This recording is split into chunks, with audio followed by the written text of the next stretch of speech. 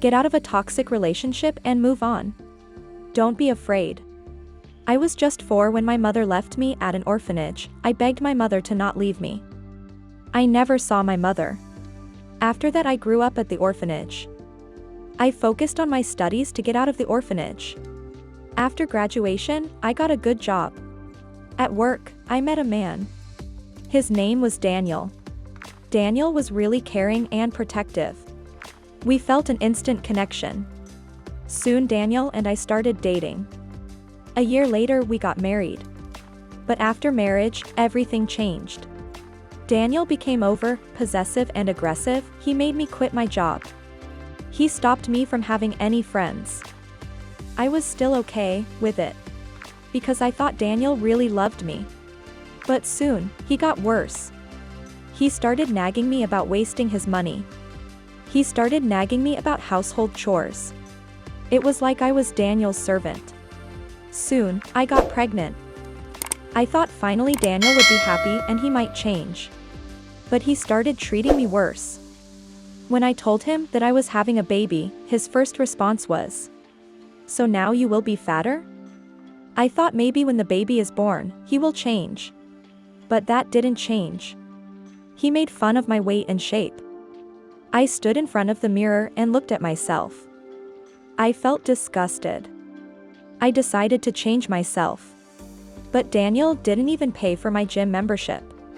"It'll be a waste of money," he said. However, I started working out on my own. I even rejoined my job. It felt good as I was meeting new people. It was like fresh new air in my life. I got back to my shape. Daniel started getting jealous. He started blaming me for cheating.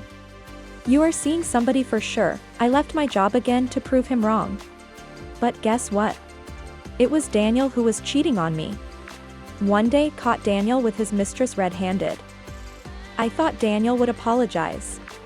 But instead, he started acting aggressively. He kicked me and my daughter out on the streets. I had to work 2 jobs to take care of my daughter.